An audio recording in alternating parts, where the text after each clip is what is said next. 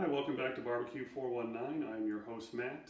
It is a cold October day, and we're going to be doing a beef pot roast on the smoker today.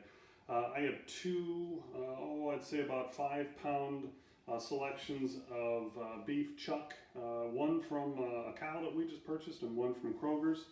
And we're going to actually be searing that on the smoker without the deflectors on before we put it into the pot for the pot roast. And then we're going to be using some of these other ingredients, including some potatoes, an onion, some baby carrots, and some mushrooms. But I'll go through a list of the ingredients as we're starting to put this together. But as you can see, what I've done so far is I've just put a little bit of Montreal steak seasoning onto the beef, and we're going to get that onto the smoker before we put it into the pot, and we'll actually braise it a little bit. But I'll go through those steps, but let's get to cooking. Okay, welcome back. So you can see we're out here by the smoker. I have it running about 350 degrees. I do not have the deflectors on there. There's just some lump charcoal, and I think I have a couple pieces of cherry. I'm not looking to put a big smoke flavor. I'm more looking to just put a crust onto these pieces of beef. That should take about a half an hour, so maybe 20 minutes, because I want to get that on all sides, because I want that flavor, the Maillard effect as they call it, the crust to form on that beef, because I think it's another depth of flavor when you actually get the pot roast done.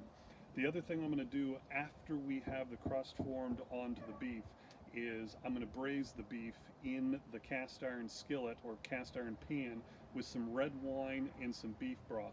Really there, and the reason I'm braising it is I want to impart another layer of flavors to it from the red wine kind of mixing in with that beef before I get all the vegetables. I just want to make the beef taste. The beef's really the star of the show here, and that's when I want to have a lot of depth of flavor into the beef.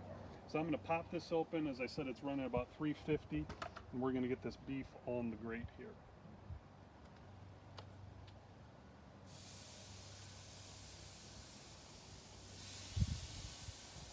We'll shut that down, and we'll be back to check on it in about 10 minutes or so.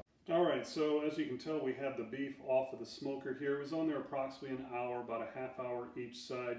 You can see we have a nice little crust form here. What we're going to end up doing is transferring this over to our cast iron pot here. And we're going to braise this beef with a little bit, about 2 cups of concentrated beef broth and about 2 cups of a red wine, a cheap red wine. Doesn't have to be anything expensive. And then I'm also over the top going to put a little bit of this Lipton onion soup. The reason that we're braising the beef is that we want to add a whole nother layer of flavors to the beef itself. We want that red wine to kind of get imparted into the beef, and a little bit of that onion to get imparted into the beef. As I said outside, the beef is really the star of the show here, so we're trying to get a whole depth of kind of complex flavors imparted into the beef before we start adding our other vegetables. So let's get this all combined, then we're going to get this covered and back on the smoker for approximately 1 more hour. All right, welcome back. We just brought our cast iron kettle in from the smoker where the meat in there has been braising in that red wine and beef broth for approximately an hour, maybe an hour and 15 minutes or so. So we're going to get this open, see what's going on inside.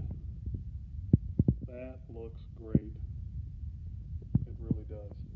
Now at this point it is time to start adding our vegetables. As you can see, I cut up some potatoes, some carrots that were just bought in a bag, and cut up an onion, and I have a couple mushrooms as well.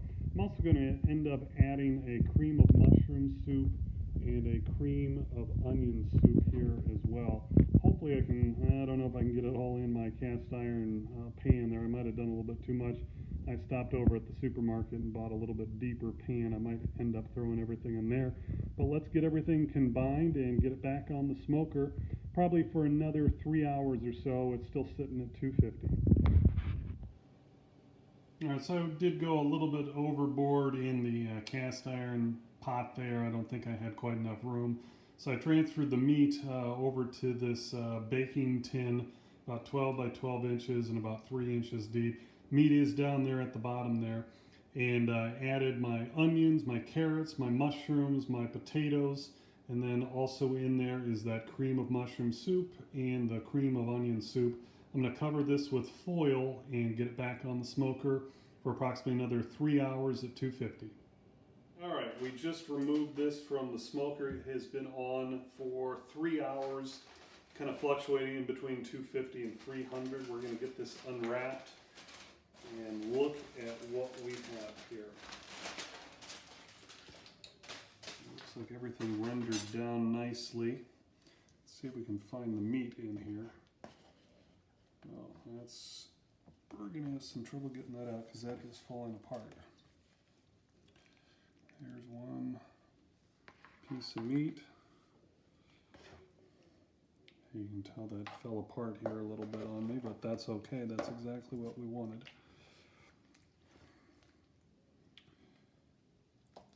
And there's the other. So even, let's shred into it for a second here. Yeah.